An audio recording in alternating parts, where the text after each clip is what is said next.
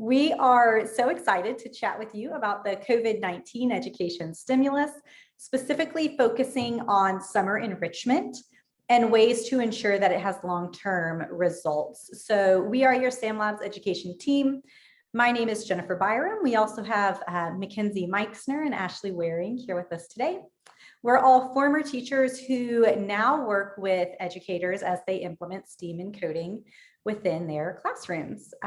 So we are going to go ahead and start taking a look at today's session objectives. So the first thing that we're really going to make sure that we spend a little bit of time on is why summer enrichment is important, especially this year, given all that teachers and students have kind of been experiencing due to COVID.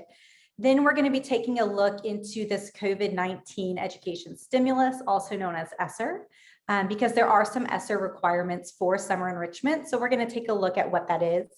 And then we're finally going to start to dive into how we can make sure that the decisions we make this year for summer enrichment are really long-term investments and can have some long-term results on our students' academic gains, as well as social emotional learning, and make sure that we are just really purposefully planning and investing in tools that will have continual access after summer and then into the school year.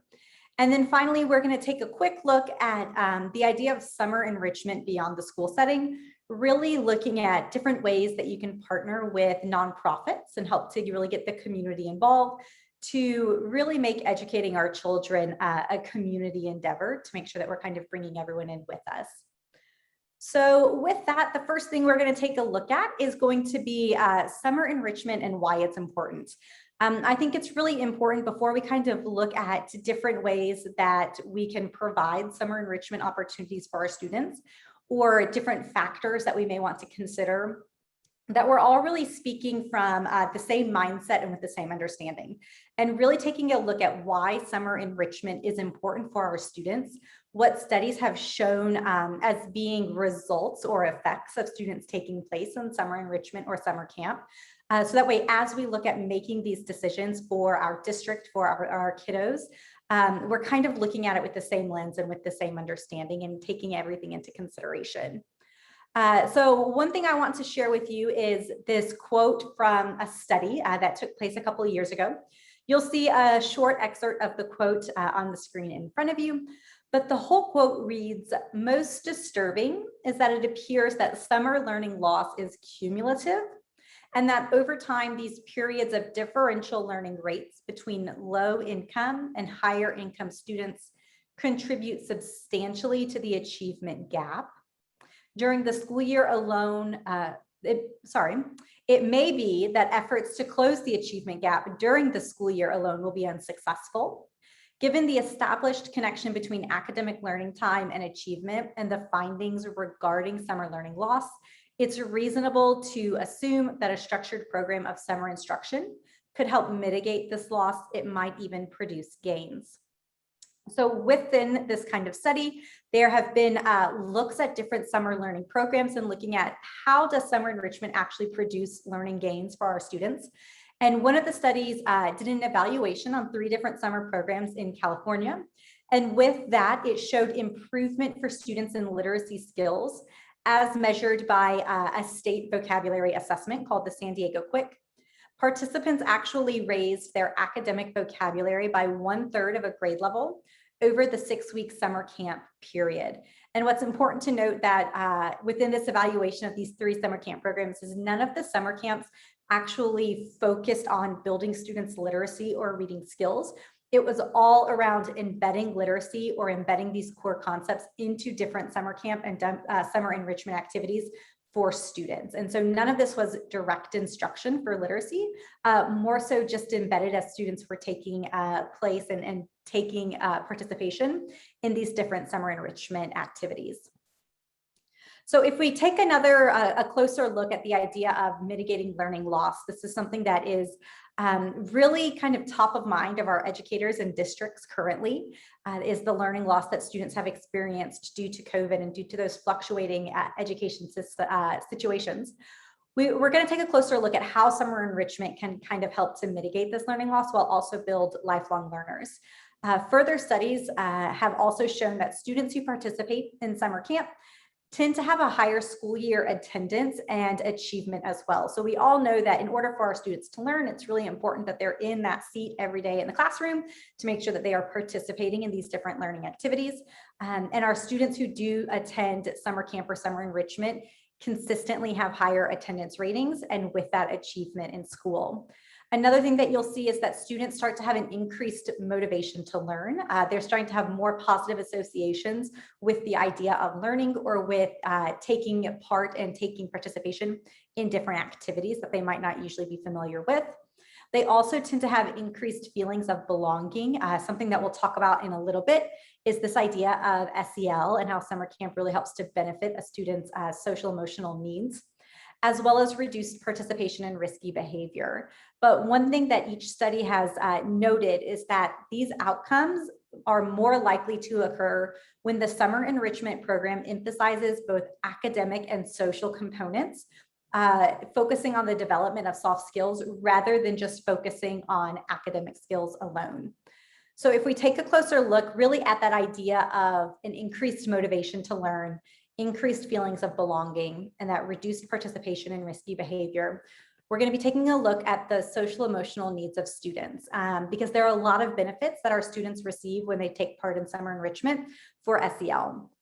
A lot of things that campers have noticed is that when they start to participate in a summer enrichment program, that they come in and they are able to reinvent or eliminate those categories or those labels that tend to follow them in school. So if you think about the shy kid in the classroom who's constantly labeled as the shy kid who doesn't want to talk up, when they go to summer camp, they no longer have that label attached to them. So they can kind of reinvent who they are. They can start to take part in different activities in ways that they might not have done so in the classroom because of those labels that follow them. Same with our kiddos who might have difficulties reacting appropriately to different situations in the classroom. Sometimes those are labels that unfortunately follow kiddos throughout the school year or throughout the years within an entire school. But when they get to take part in this summer enrichment and they're around new peers and they're around new adults who are leading that summer enrichment, they really get to eliminate and reinvent that label and that category that they're being kind of defined in. Another thing is that these kiddos are able to start to get out of their comfort zone and start to dive deep into new skills. And a lot of this is due to a decreased fear of failure. So students start to feel comfortable because they are not being assessed on everything that they're doing. There's kind of this safety net there where it's okay for them to be creative and not be judged for how things are going or if things don't work on that first time, which is a really important life skill for our kiddos to learn.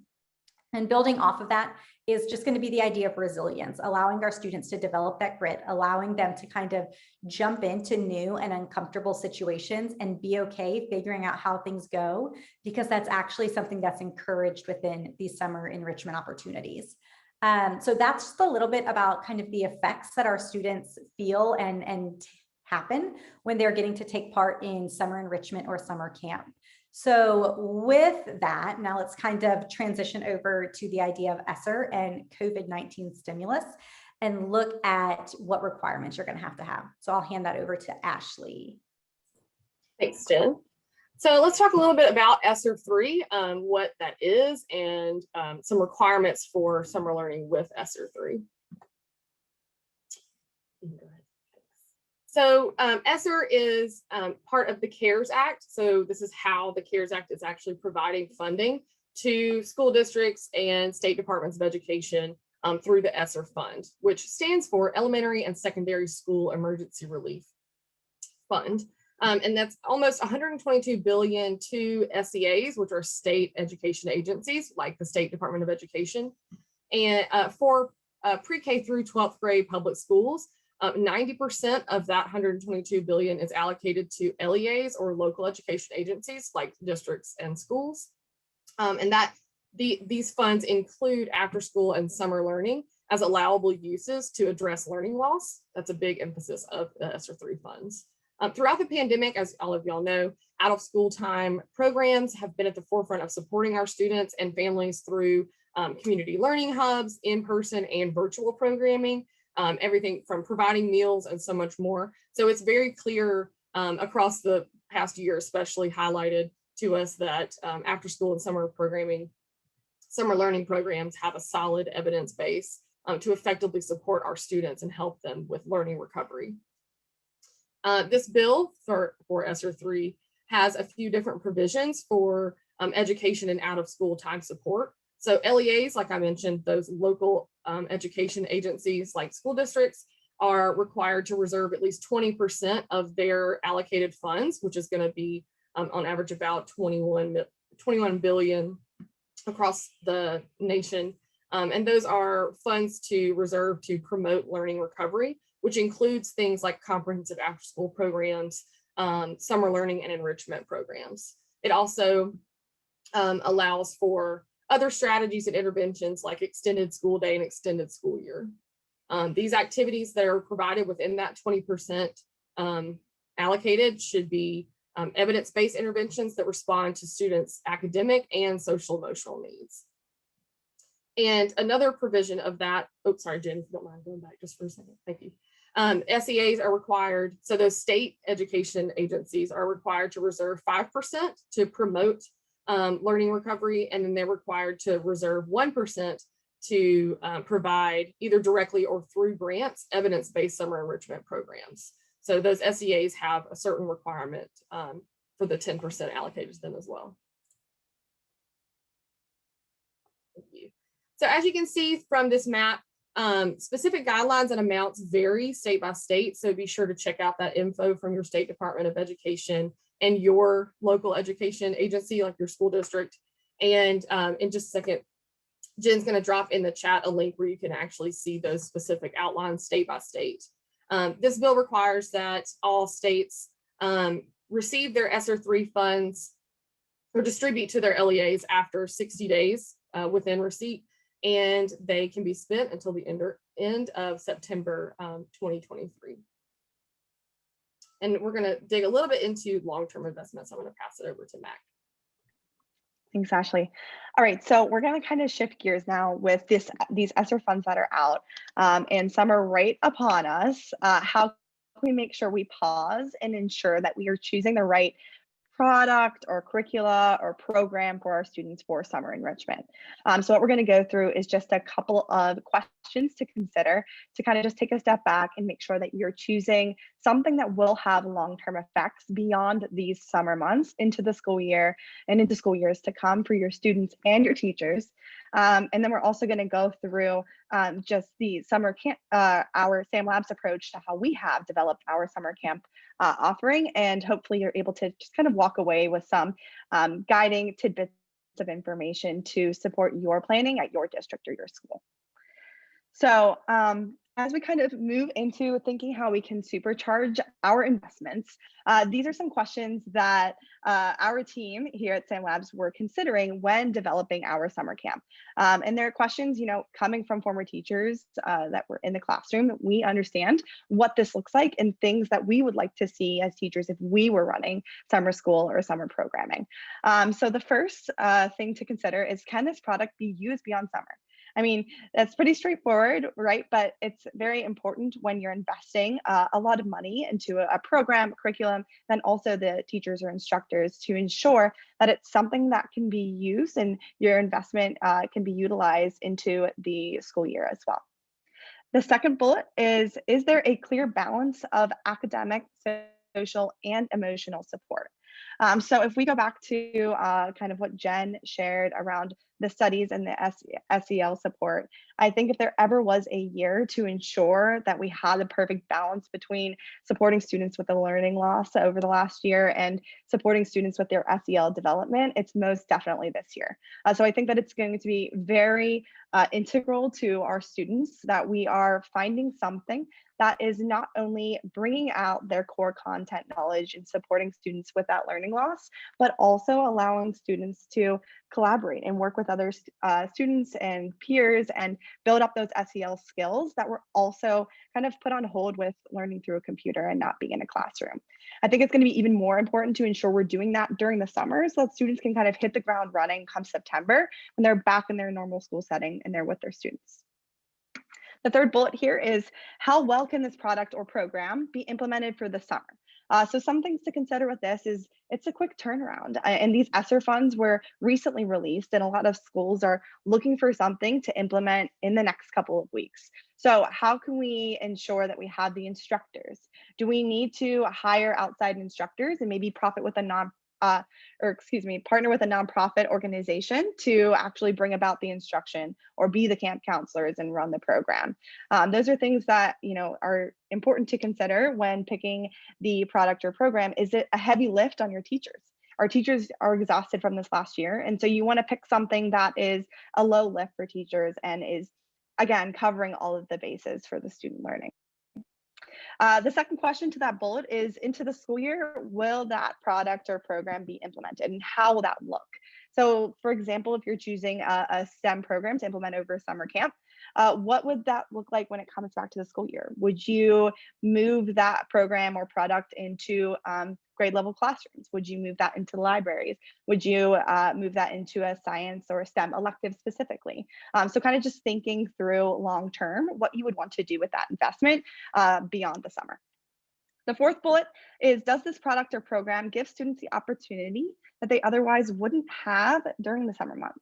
So are we bringing in activities and learning that students might not have access to in the summer months? And things like equitable access to technology. How can we bring that about in summer school or in summer camp to ensure students are continuing to learn and have that equitable access to education, whether that's through their core content or really just bringing out other skills that students may need to utilize over the summer? I think that summer camp is a perfect opportunity to do that. The next bullet here is this product evidence-based? So I included this one specifically because of the language around the ESSER requirements for summer enrichment, and specifically that you need to make sure that it is backed by research and updated research specifically. And then the last bullet, and arguably the most important in my opinion, is that the summer program should be engaging. And how engaging is it for your students? I think that coming off of this school year with students learning through the computer screen or in a hybrid setting or in and out, really just an inconsistent learning environment, I think providing something where students are getting hands-on with the learning, they're having fun, they're engaged in the learning process, I think is going to be super vital, so students are naturally learning throughout that process. And so finding something that is engaging for the students to ignite their love of learning will be super important to kind of build up that interest in school and education again, so they can hit the ground running come September. So these were just some questions that we wanted to provide and leave you with, so that you can kind of take them back and think purposefully about what you're investing in and how you might be able to pull some of these other pieces in to your summer planning. So now we're going to go through how our team has gone through those questions and pulled all of the pieces together to actually produce a summer camp offering.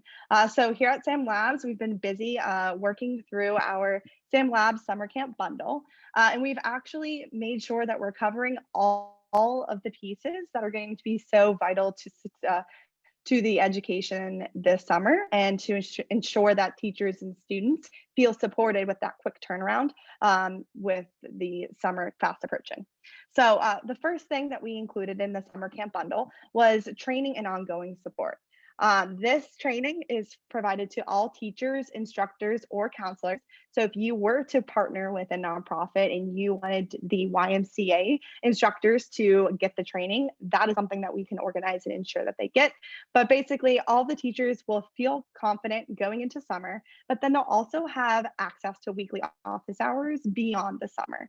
So for the entire year, basically all of the teachers can join in with the education team, and we have weekly office hours where they can ask questions or just share some insights or some areas they may need support in. And so that's something that is ongoing and will just make everything easier, so we can kind of adapt and tweak when it comes to the school year and how they're then going to use Sam Labs beyond the summer camp. The second component to our summer camp bundle is our ready-made materials. So I know we have some current customers in the audience, and so you are familiar with our content, our Seaman coding content in general, but basically what we've done is we've replicated that and put a little summer spin to it so that it's thematically driven with a summer camp vibe. With that being said, we have split the summer content into 3 age groups. So we have K2 content, 5 days worth of content there. We have 3-5 content, 5 days worth, and we have 6-8 content, 5 days worth. So that's about 25 hours of content. And so we kind of structured the lessons in our content in a way that simulates the schedule of a summer camp. And so with that being said, you can tweak it and maybe you just want to do 2 hours a day. That's definitely doable, but that's something we wanted to consider and be cognizant of as it is a summer camp offering. So overall, the ready-made materials are totaling in 75 hours worth of lessons, activities, and even unplugged activities that get students away from their computer screens, get outside and kind of apply some of that science and computer science knowledge to the world around them. I mean, it is camp after all, so we wanted to make sure we included some fun activities for the students. So very quickly to go through the different age groupings. So for kindergarten to 5th grade, it functions in our flow-based coding platform, and it's really aligned to next generation science standards as well as computer science standards. So that's where we're bringing in that science learning loss, and for the younger kiddos, ensuring that they're getting that science enrichment that they may have missed out on over the school year. And then for our older kiddos, it functions in our block-based coding platform and is purely aligned to computer science standards. So digging deep into how to program, what are functions, algorithms, compound conditionals, but again, in a summer theme. So they might build a campfire and actually build a prototype with maker materials of that campfire program. The third component is the year-long coding platform subscription. So this was very important for us so that we could think long-term with this offering. But basically, it includes a subscription to the SAM Labs school. And basically, that is unlimited project creation, unlimited access for all teachers and students within a school or in a site. And so that's just important if you have teachers who might be rotating in for summer camp, but then come a school year, you want to transition the SAM Labs camp bundle to another middle school. You're able to kind of do that within the school and within that site and utilize that for all the teachers and students there. And that's something that I think is important when thinking beyond just the summer. The fourth component is our physical hardware. And if you are familiar with SAM Labs, you know what that's all about. But basically included with the summer camp bundle is a classroom STEAM kit, which would have our Bluetooth connected blocks, the light sensor, DC motors, and RGB LED. But this is what allows students to kind of bring about that engaging hands-on learning aspect. So students through every lesson and throughout every day of camp are building a program and watching that program come to life through a prototype and utilizing those blocks. So this is our summer camp offering. And the last thing I will mention with that is this is just a table that we put together to just show that we planned with a purpose and to show how we are touching on all of these important aspects that students are going to definitely need this summer before going into next school year. So on the left-hand side, you can see the components to each day of summer camp. So for every age group, every day of the summer camp lessons will have a 90-minute lesson, which is that standards aligned, kind of focusing on that science learning loss from the school year. You'll have sparkler challenges, which extend the content, allow students to tinker and explore beyond just the lesson and apply what they learned throughout the lesson in more of an open-ended setting. You'll have extension activities, which are kind of just makerspace activities that allow students to use other maker materials, and maybe it's building lightning bugs in a jar and building their program to simulate that. And then you have lastly the unplugged activities, which were away from the computer screen, getting outside and applying their knowledge. And across the top of the table, you can see all of those keywords and all of the things that schools are looking to ensure students have access to in summer enrichment. So you have the engagement, science learning loss, SEL, so bring it back to what Jen said. I think that this is going to be super important so that students feel engaged in what they're learning, and they also are able to like tinker, design, and understand that it's okay if my program doesn't work or if my project doesn't work at the first time. And so I think that building up that grit is going to be super important for our students going into the school year come September. But you'll see those other kind of 21st century skills that are also within the content and the sparkler challenges and extension activities naturally. But in general, we wanted to make sure that this STEAM offering touched on all of these aspects, but was still fun. And so you'll see with all of our lessons that there's still that summer theme and vibe throughout all of the content and days. The last thing I'll say about this is that for attending the webinar today, you will be receiving a little sample pack of the K2, 3, 5, and 6, 8 day one content, and so that you get to see what it would look like for all of those age groups. And if you are a current customer, feel free to try out those lessons with your students as well. Okay, moving forward into summer enrichment beyond the school setting. So I know we're running short on time, so I'm going to speed through this portion, but basically what we wanted to share with you is, many teachers are feeling a little, exhausted after the school year. And so we've been partnering with some districts to support that and actually run the summer camp through nonprofit organizations. And so we just wanted to provide some examples of how we have done that so that you could potentially replicate that in your communities as well. So this slide kind of goes through the value in partnering with organizations, and depending on what that nonprofit organization is, they can kind of support you in a variety of ways. So you'll have training volunteers or training specifically educators or camp counselors. You could have a nonprofit that is focusing on providing student programming, whether that's academic, extracurricular, or both. You may have nonprofits that are looking to partner and provide important resources such as food for your summer school or your summer programs. And lastly, you may have nonprofits that help to overcome educational inequities and just to ensure that students are out there and engaged in summer learning and summer enrichment. And so at the end of this webinar, you'll also receive an email with the slide deck. And so that link there is a nice resource just to kind of search by state some nonprofits that may be of interest to you to partner with if you are looking for that kind of community engagement and partnership. The next couple of slides just go through some of our partnerships that we've been working closely with, and whether that's through kind of the student focus. And for example, in Portland, we're partnering with Tinker Camp, which is a nonprofit, and they're going to actually use our Sam Lab Summer Camp Bundle to give the summer camp to students in Portland Public Schools.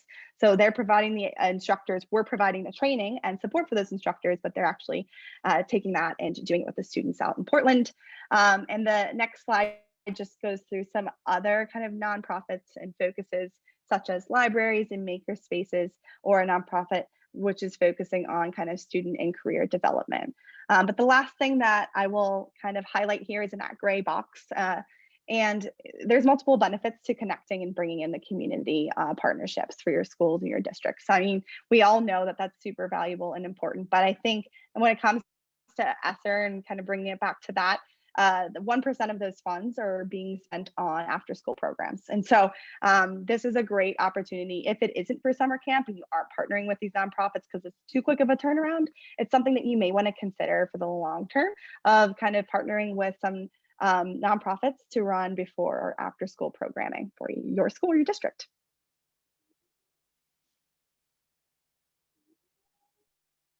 And we wanted to take an opportunity to thank y'all all for joining us today to talk more about summer enrichment and the ESSER 3 funds and how you can take advantage of that for long-term solutions for your school or district. We hope you can join us June 30th for our last installment of our ESSER webinar or COVID webinar series. I'm dropping the link in the chat now for you to register about using your COVID funds and why you should use them with STEAM and coding. But thank you all for joining us. If you have any questions for us, feel free to drop them in the chat. Thanks, everyone. Thank you all for joining us, or feel free when you receive the slide deck to find our emails at the very end of the slide deck and shoot any one of us an email as well.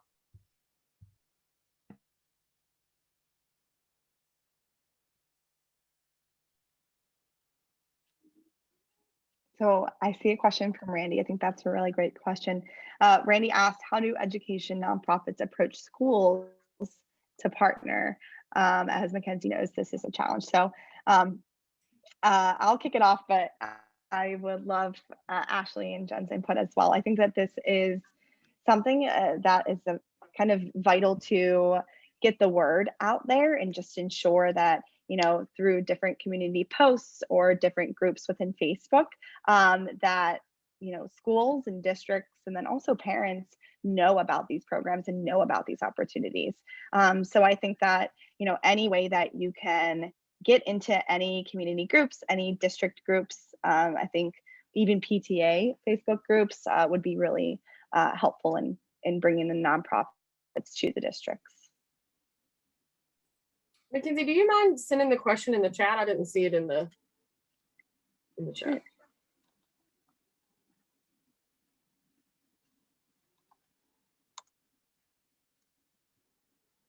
And I think going off of that is sometimes it might be the districts or a principal taking the first step, or like Mackenzie said, PTA, you reaching out on the district or on the school's behalf to a nonprofit saying, hey, this is something that we're looking to do. Can we partner with you? Just knowing that sometimes it kind of works if you go that way as well. And then you can start to build a relationship with a nonprofit where they start to come with you with ideas as well for how they can partner or how they might be able to meet your district or your school's needs. Yeah, I would second that. Approaching the school and then seeing what the school's needs are and where you could offer up to approach for problem solving, figuring out how to achieve that goal together.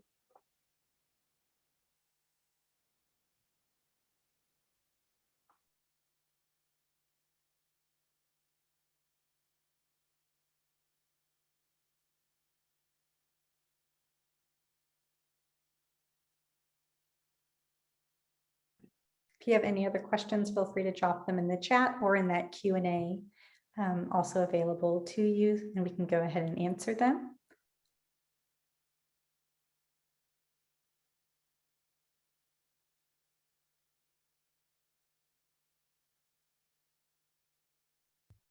If there are no other questions, thank you all so much for joining us today as we discussed summer enrichment. And if any questions do come up at a later date, feel free to just go ahead and email us. Again, you can find our emails within the slide deck at the very end, and you'll directly contact one of us three, and we can get back to you as well.